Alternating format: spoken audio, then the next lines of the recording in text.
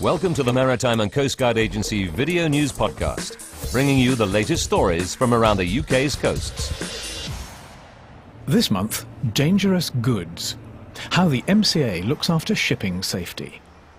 For the UK, 95% of trade is transported by sea, so anything which endangers that flow has immense implications for safety, the environment, and financial loss. Almost 25,000 passengers per day pass through the port of Dover, and on the same ferries, almost 9,000 trucks carry an infinite variety of goods. Most of those goods are perfectly harmless, but sometimes the most common products, wrongly carried, have the potential to cause serious damage. Goods which are dangerous can be packaged in everything from aerosols and gas cylinders to portable tanks, and how they're labelled, packaged and stowed makes all the difference to how safely they travel. Here it is. Well, what we're looking for is we've got the printer's ink, which is here, but there's another pallet with some dangerous goods which appear to be a 2-pack epoxy of some description, which we've just found up here. But it appears to be packed okay. It's on a pallet. It's got the correct signs on the outside of it and the details of it.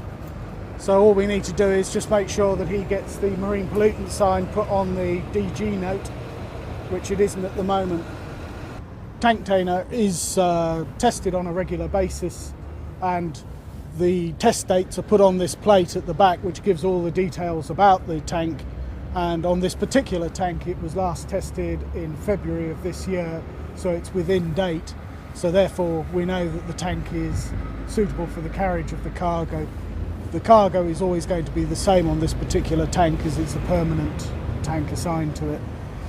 What we saw with this container was initially on the external faces of the container, some of the placarding was missing. This one can be rectified quite quickly. On opening the container, however, we noticed that the load was not correctly stowed. The first thing we noticed was that there was no separation between the drums, because what can happen is you get friction during the voyage which can cause leakages. So the drums should have some separation between them. Then the second one, which gives us even more concern, is that although we use a strop, when we actually started opening the door, we could actually feel the load starting to shift. So again, it was not correctly stowed. We then closed the door, and we'll be issuing a prohibition on this container, asking the loader of the container to rectify their non-compliances before it can go forward onto the ship. Yeah, this one again is very badly stowed. As you can see, it's the stow has collapsed before it's even left the UK. It's come here just on a road and rail journey, and it's not been on a sea journey yet. What will happen with this one will be returned to the consignor, and they will be asked to restow it in a secure and safe manner. The transport of packaged dangerous goods is regulated through the International Maritime Dangerous Goods (IMDG) code. The IMDG code applies to all journeys involving domestic or international ferries and cargo ships, carrying packaged goods and operating in rivers, estuaries, or the open sea. If not correctly packaged, stowed and declared, the shipping of dangerous goods has the potential to jeopardize everyone in the chain.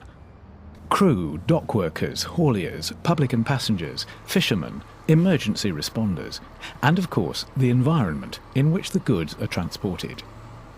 The possibility of serious consequences from the transport of dangerous goods remains a major concern.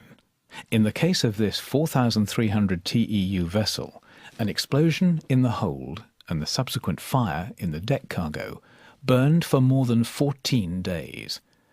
There were 2 fatalities.